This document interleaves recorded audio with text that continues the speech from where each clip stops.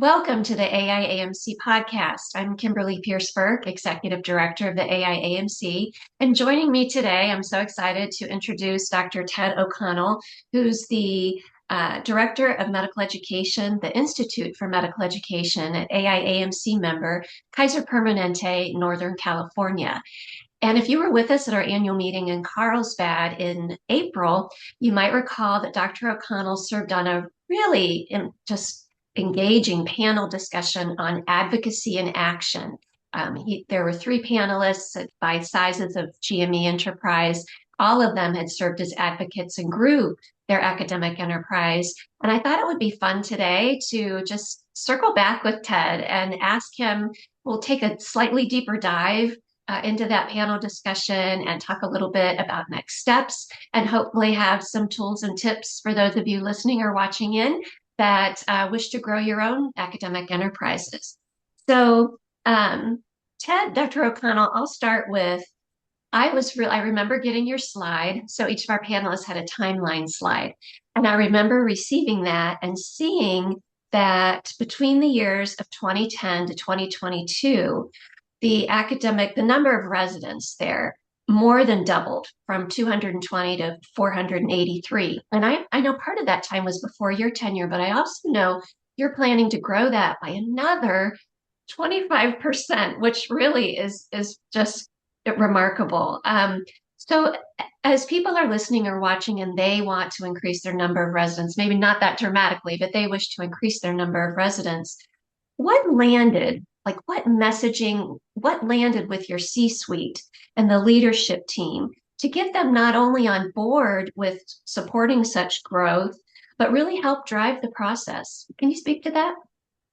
Well, you're right, Kimberly. We are planning to grow by 25% over the next 3 to 5 years, and hopefully we'll have additional growth even lined up beyond that. There are a number of things that I think landed with our C-suite and really helped to get them on board. Probably the most impactful and the biggest driver there was just the physician workforce shortage, Mhm. both nationwide and in the state. But what we also did was then connected it with our medical groups recruitment data so that there was actually very clear information about which specialties were needed, which geographic areas were particularly impacted. And that really helped garner some attention.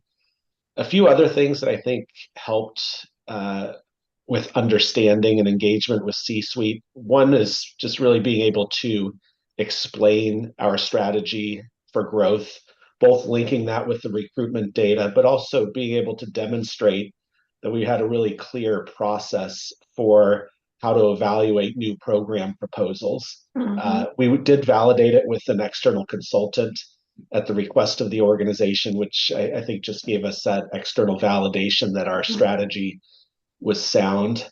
Mhm. Relationships are important. You know, when you have a relationship with someone, you can have conversation at a different level, and there's Mhm. some inherent trust.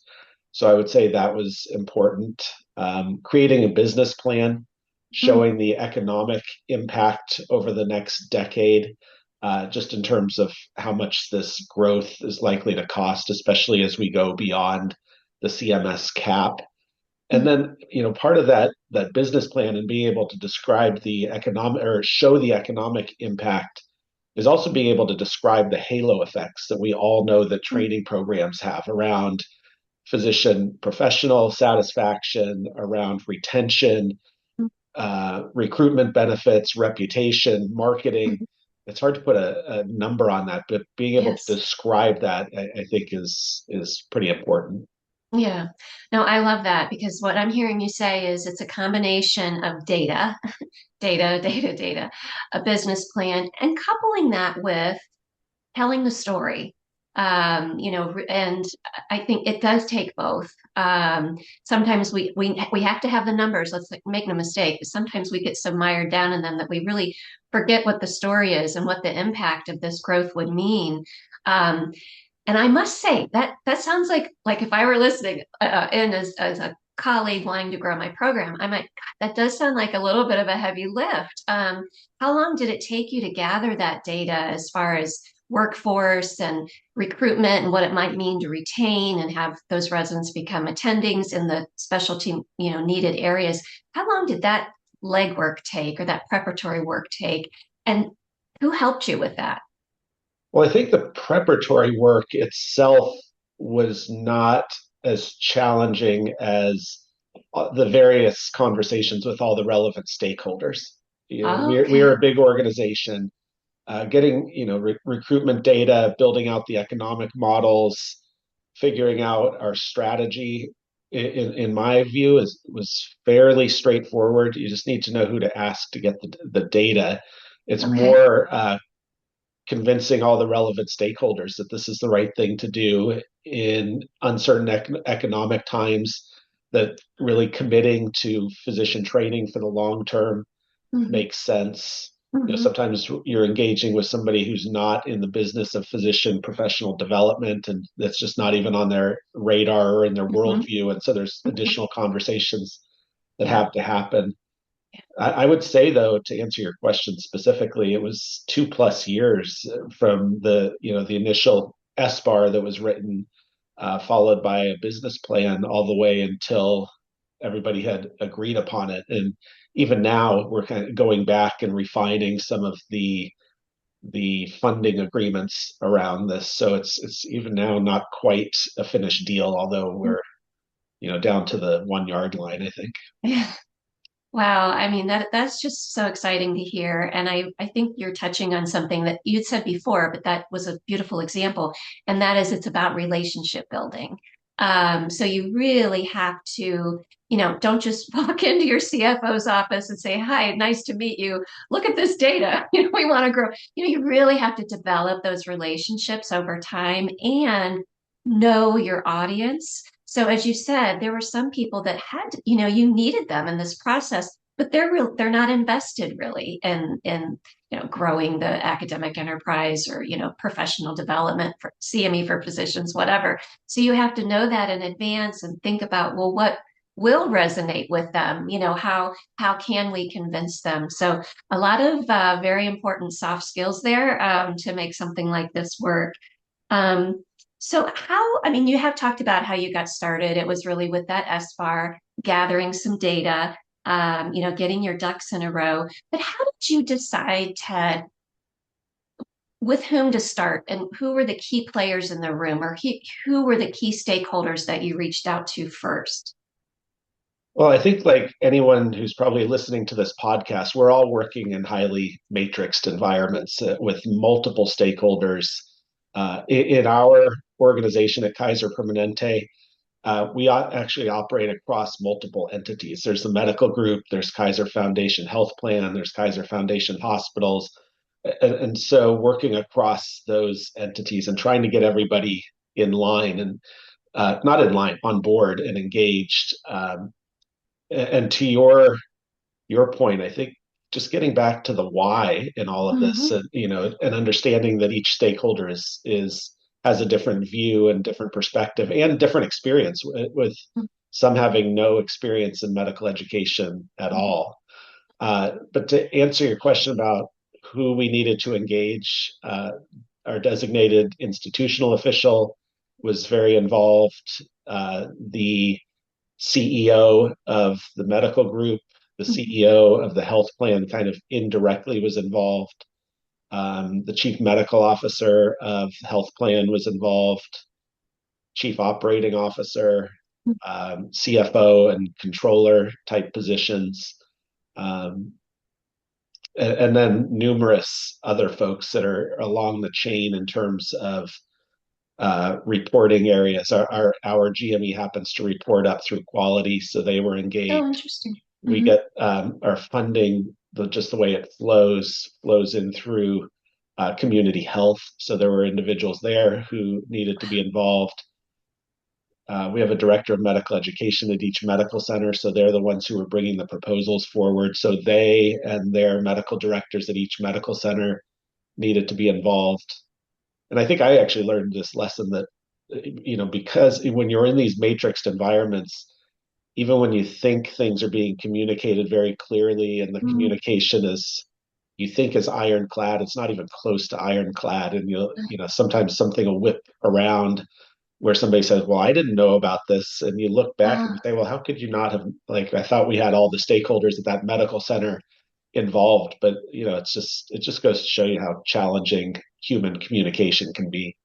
oh, absolutely. And especially in today's environment where, during these years, we threw in a pandemic in there and, we had people working remotely and, not always having the face-to-face communication. So, just a lot of variables and it, it, it makes it very complex, but I don't think all that complicated. So it just sounds like you really need to take time making sure everyone possibly impacted, maybe they're not at the table, be it in person or virtually, whatever, but that they are in the loop, that they're in the communication loop. Because, and especially an enterprise as large as yours, I don't think it would be practical to have everybody, or it wouldn't be a table. It would be an auditorium, but to have a plan. And I know in our national initiatives, we always talk about a communication plan.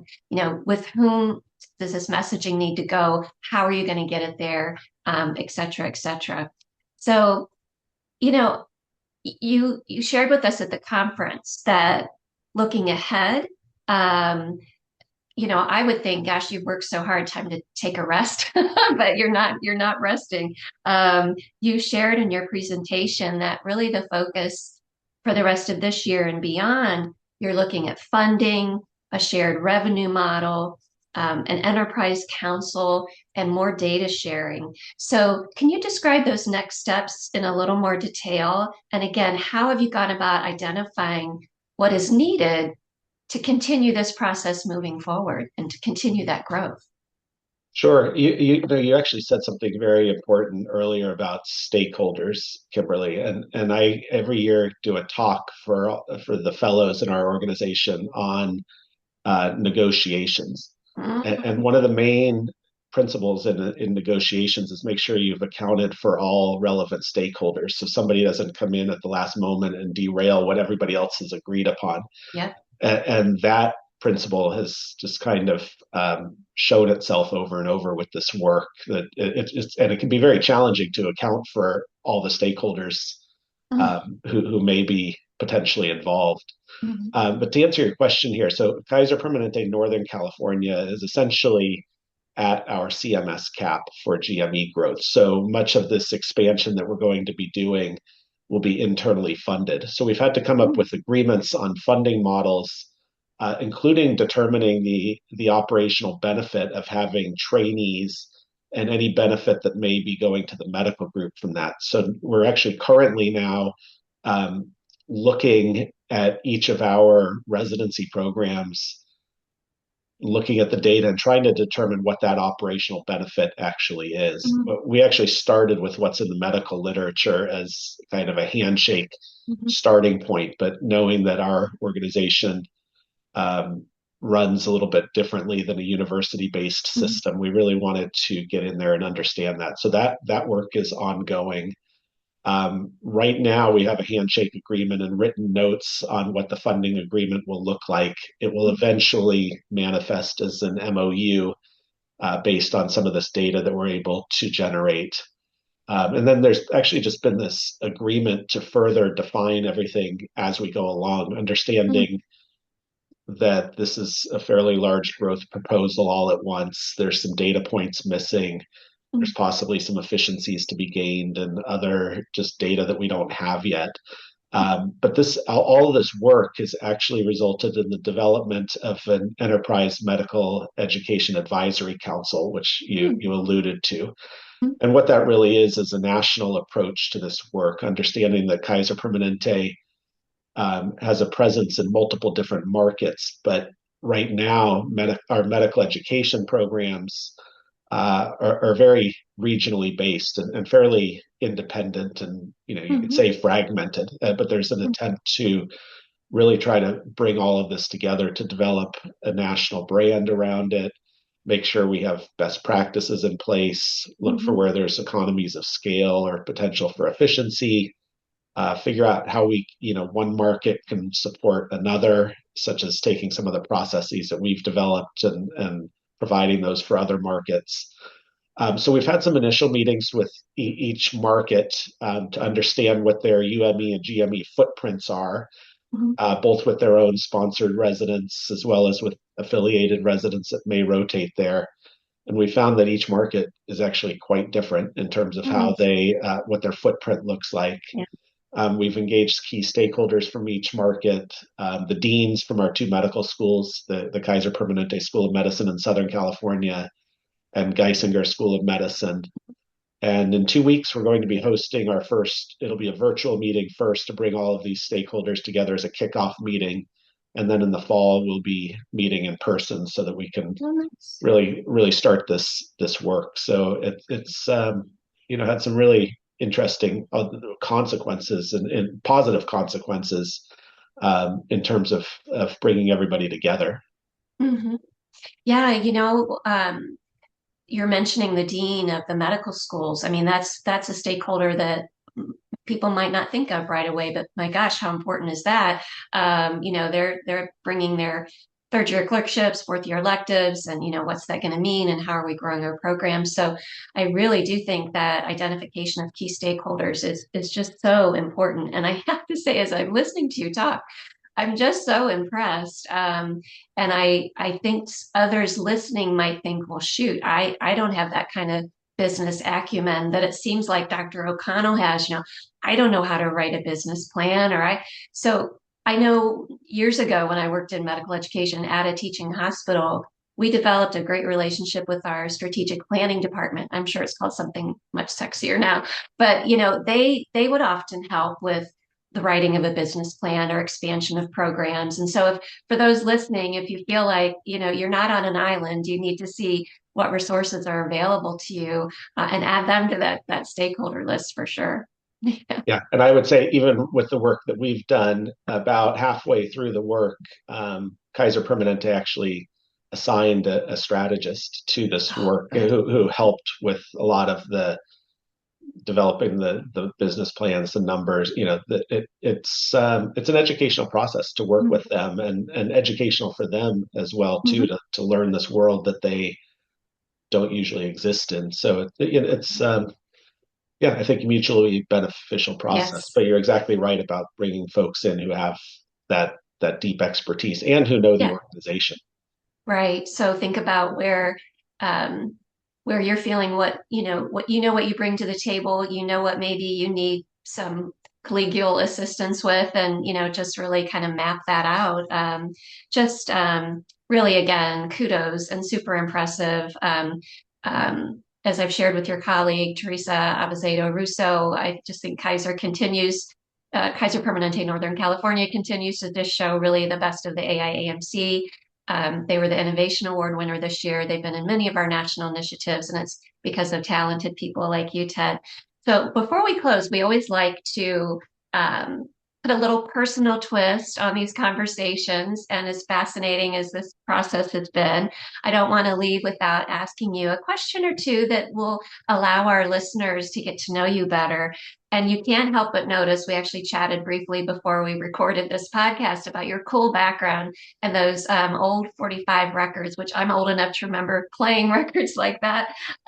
So I'm curious who your favorite musician is and either your first concert or most memorable concert.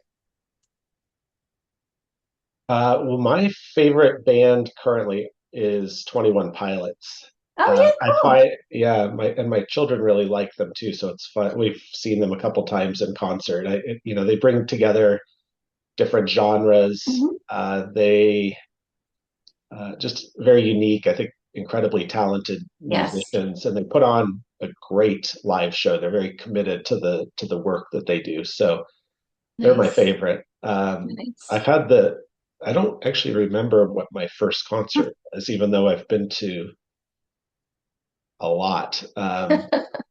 We recently went to the Innings Festival. I'd say that was pretty memorable. It was a 3-day festival in Phoenix with a Oh, baseball wow. theme.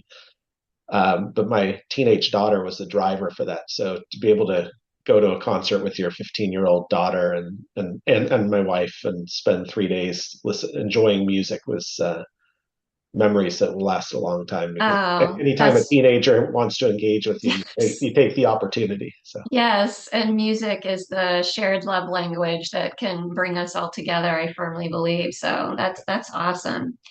And I'll close with if you could do anything, Ted, money, time, resources, there's no object. If you could do anything, what would you spend your time doing? I would travel more. There you Yeah, go. I hear our you. family loves to travel, Yeah. and as soon as we finish one trip, we always start talking about what's next. But with having a full-time job, there's never quite enough time to hit all the countries that Yes. and places in Yeah. in our own country too that Yeah. we want to travel. So Yeah. that would be top of mind for me. We share that in common. I love to travel. I was excuse me, I was very fortunate growing up that my parents took my older brothers and me throughout the country. I saw, I've been in almost nearly every state, although there's a few I haven't, and I really wish to visit. And now, as an adult, enjoyed traveling internationally. It's so um, just mind opening and lets you know that um, there are cultures very different than ours and much older than ours, and there's always something to learn from that and just feel a part of that bigger humanity. So, well, I thank you so much. I thank Dr. Ted O'Connell for joining us today and chatting about the great work he's doing at Kaiser Permanente Northern California. For those of you listening or watching, I hope you already follow us on Facebook, LinkedIn, Instagram, and Blue Sky. But if you don't, please do so and subscribe to our YouTube channel so you don't miss great conversations like this one. So, with that, I'll say thank you so much and take good care. Thank you, Kimberly.